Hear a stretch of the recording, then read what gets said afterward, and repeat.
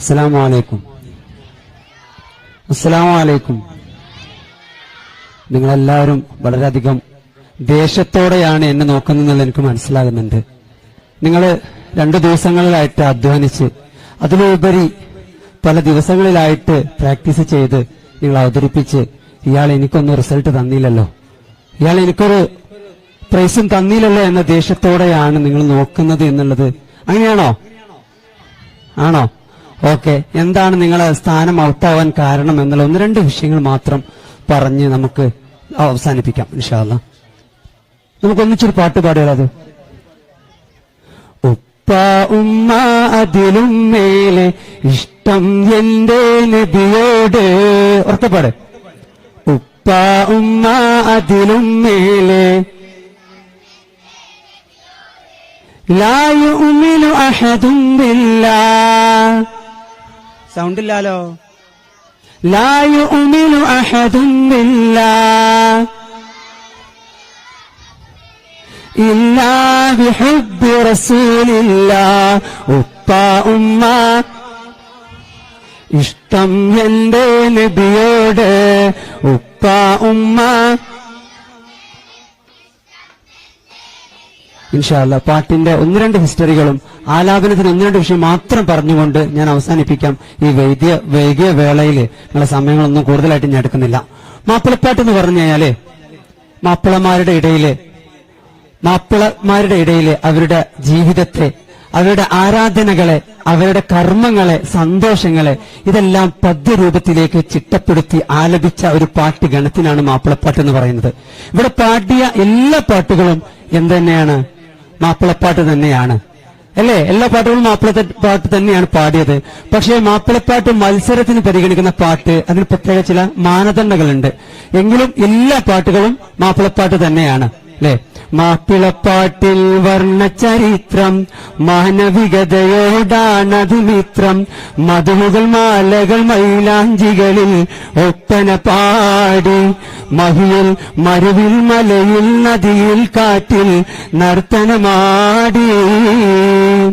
പിറവിയെടുത്തത് അക്ഷരമറവിൽ പാടി നടന്നത് പല പല ഇഷലിൽ.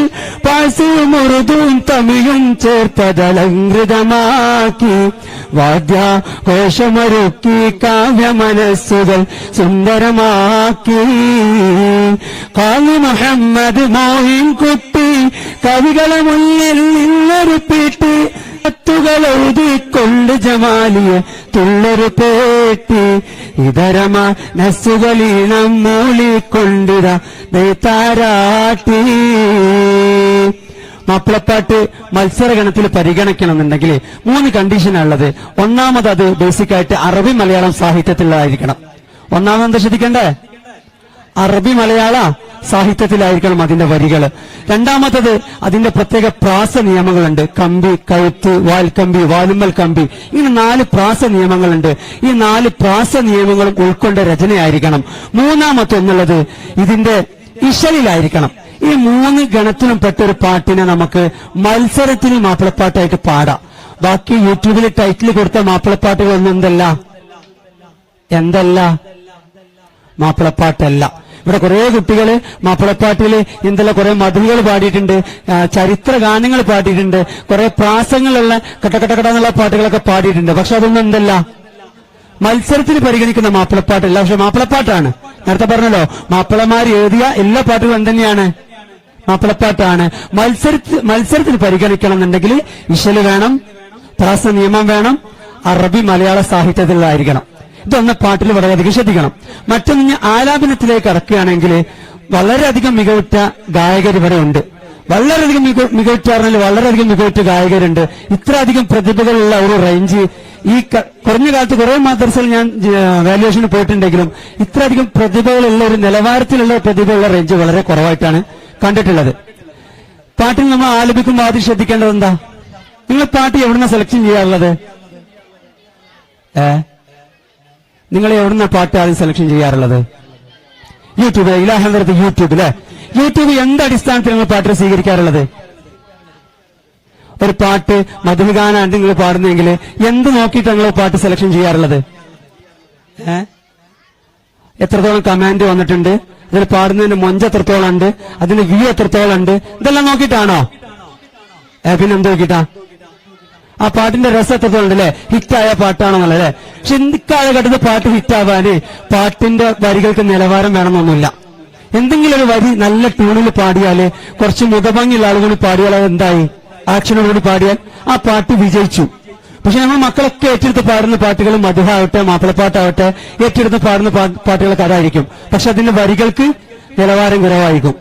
നിങ്ങൾ മധുഹ ഗാനമാണ് പാടുന്നതെങ്കിൽ ആ പാട്ടിന്റെ വരികളിൽ തീർത്തും മധുഹ തന്നെയാകണം. നിബിതങ്ങളുടെ വർണ്ണന മാത്രം പോരാ, പ്രശംസ മാത്രം പോരാ, ചര്യ മാത്രം പോരാ, ചരിത്രം മാത്രം പോരാ. ഇതെല്ലാം ഉൾക്കൊള്ളുന്ന നല്ലൊരു ടൂളിലായിരിക്കണം മധുഹ ഗാനം. നേരെ മറിച്ച് മാപ്പിളപ്പാട്ടാണെങ്കിലോ നേരത്തെ പറഞ്ഞ രൂപത്തിലുള്ള എല്ലാ വസ്തുക്കളും ഒത്ത ഒരു പാട്ടായിരിക്കണം. അറബി ഗാനാണെങ്കിലോ ഇതുപോലെ അതിന്റേതായ മാനദണ്ഡങ്ങൾ ഉൾക്കൊണ്ട പാട്ടായിരിക്കണം. അപ്പൊ യൂട്യൂബിൽ നിന്ന് പാട്ട് സെലക്ഷൻ ചെയ്യുമ്പോൾ ഈ വിഷയങ്ങളൊക്കെ ഒന്ന് ശ്രദ്ധിക്കണം കേട്ടോ. പിന്നെ ആലാപത്തിന്റെ മെയിൻ പാട്ടിന്റെ താളാണ്. എന്താ താളം എന്ന് പറഞ്ഞാല്? എന്താ താളം? അതല്ലേ ഈ സാധനം അല്ലേ? ഏറ്റവും കൂടുതൽ നല്ല ഉഷാറിൽ ആരാണ് ആക്കിയ അവന് നല്ല പെർഫോമൻസ് നല്ല കണക്കാക്കും. അതാണോ താളം? അല്ല, പാട്ടിന്റെ ഗതിക്കാണ് നമ്മൾ പാട്ടെന്ന് പറയാ. പാട്ടിന്റെ ഒരു ഒഴുക്കുണ്ടല്ലോ, ആ ഒഴുക്കിന് കൃത്യമായ ഒരു ടൈമിംഗ് ഉണ്ട് ഓരോ വരികൾക്കും.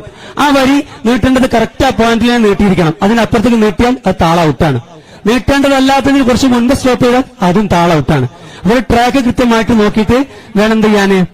പാട്ട് പാടാന്. അധിക കുട്ടികൾക്കും സംഭവിച്ച ചെറിയ ചെറിയ താളം ഔട്ടുകൾ സംഭവിച്ചിട്ടുണ്ട്. പിന്നെ ഒന്ന് പാട്ടിൽ ശ്രദ്ധിക്കേണ്ട മറ്റൊരു വിഷയമാണ് പാട്ടിന്റെ ശ്രുതി. എന്ത് ശ്രുതി? അയൽവക്കത്തുള്ള മറ്റേ ഓളെ പേരാ ശ്രുതി എന്നല്ലേ? നിങ്ങൾ ശ്രുതിന്ന് കേട്ടിട്ടുണ്ടോ? ശ്രുതി കേട്ടിട്ടുണ്ടോ? ഉണ്ടോ? ഇല്ല. പാട്ടിൽ മെയിനായിട്ട് ശ്രദ്ധിക്കേണ്ട ഒരു വിഷയമാണ് പാട്ടിന്റെ ശ്രുതി അല്ലെ?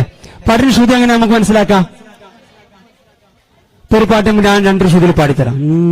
ഉമ്മാന്റെ കാലടിപ്പാടിലാണ് സ്വർഗം ഓർത്തോളി, ഉദിമതിയാം മുത്ത് മുഹമ്മദ് തൂമഴയുള്ളിലുറച്ചോളി.